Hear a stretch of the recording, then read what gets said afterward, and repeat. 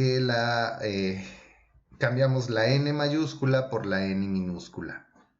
Bien, ahora vamos con la varianza. Es una medida de dispersión definida como la esperanza del cuadrado de la desviación de dicha variable respecto a su media. Ojo, muy importante la diferencia aquí, la varianza es un dato que se calcula elevado al cuadrado. En este caso, la unidad de medida corresponde al cuadrado de la unidad de medida de la variable.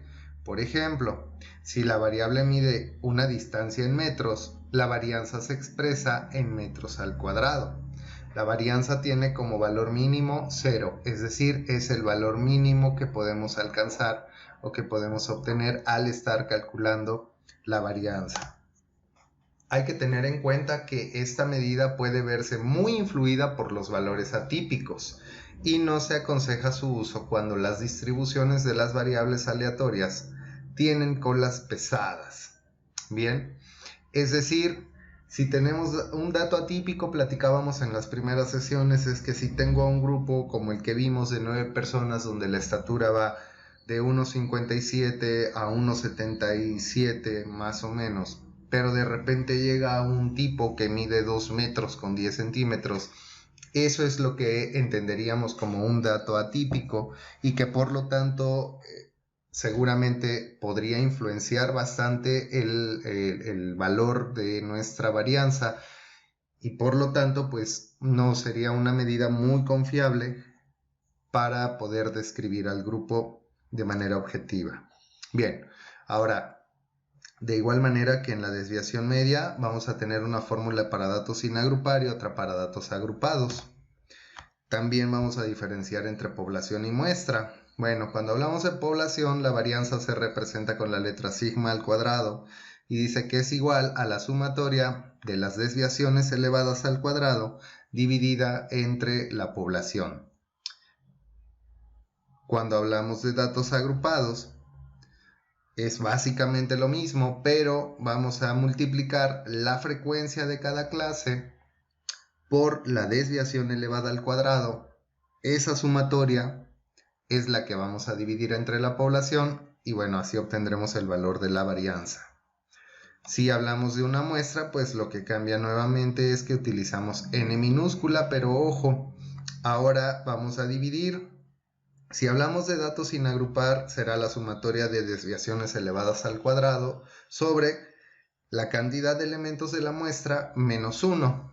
Bien, y de igual manera para datos agrupados, multiplicaremos la frecuencia de cada clase por su desviación elevada al cuadrado, sumamos esos productos y dividimos entre la cantidad de elementos que componen la muestra menos 1.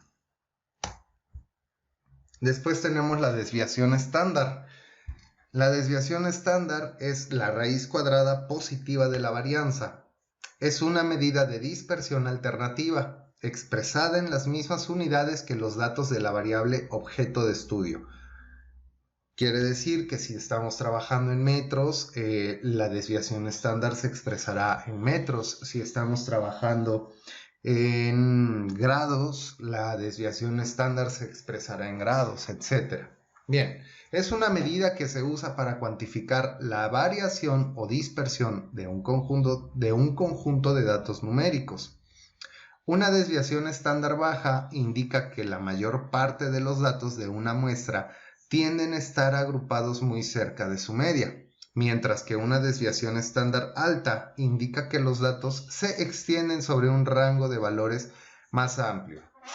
Veamos este ejemplo, una gráfica de la campana de Gauss, donde encontramos que el valor 0 sería o representa el valor de la media. Y cada una de estas divisiones que se notan o se distinguen aquí en color azul, representan cada una de ellas, como se puede ver aquí abajo, a una desviación estándar. En estadística se acepta regularmente que lo normal es encontrar datos hasta una o dos desviaciones estándar a la derecha o a la izquierda de la media. Pensemos por ejemplo en las personas que van y se toman la presión. Hay un rango admisible cuando la tienen baja hasta cuando la tienen alta, pero existe un límite. ¿no? Hay un límite para la presión baja en el que entonces la persona debe recibir una intervención médica. De igual manera, en contraparte, cuando la tiene muy elevada, hay también un límite en el que la persona requiere o demanda atención médica inmediata.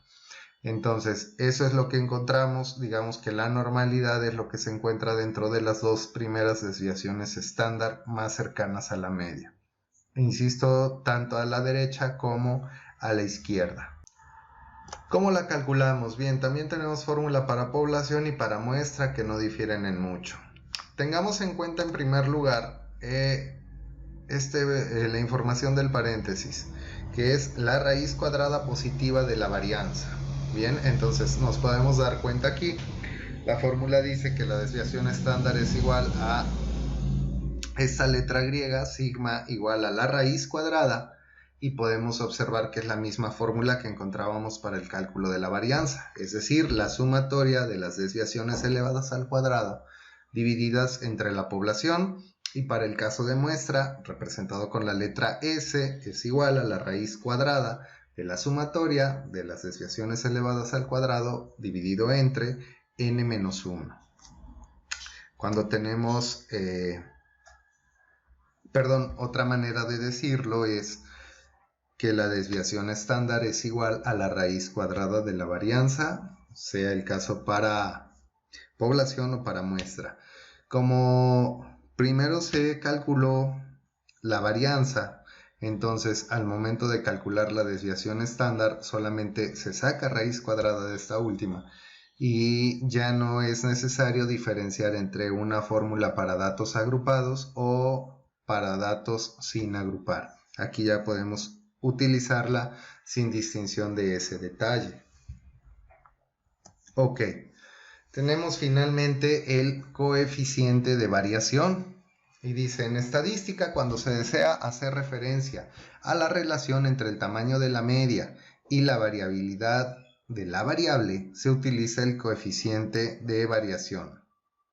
Esta fórmula expresa la desviación estándar como porcentaje de la media aritmética, mostrando una interpretación relativa del grado de variabilidad, ojo, es relativa, independiente de la escala de la variable, a diferencia de la desviación estándar.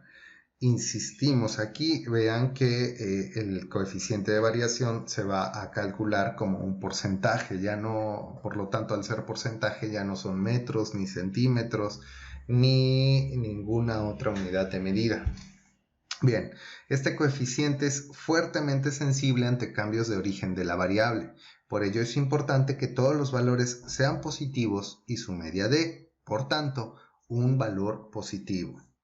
A mayor valor del coeficiente de variación, mayor heterogeneidad de los valores de la variable, y a menor coeficiente de variación, mayor homogeneidad en los valores de la variable. Por ejemplo, si el coeficiente de variación es menor o igual al 80%, significa que la media aritmética es representativa del conjunto de datos. Por ende, el conjunto de datos es homogéneo. Por el contrario, si el coeficiente de variación supera el 80%, el promedio no será representativo del conjunto de datos, por lo que resultará heterogéneo. Bien, vamos a continuar entonces con el ejemplo de desarrollo de estas fórmulas o de estas medidas. Bien,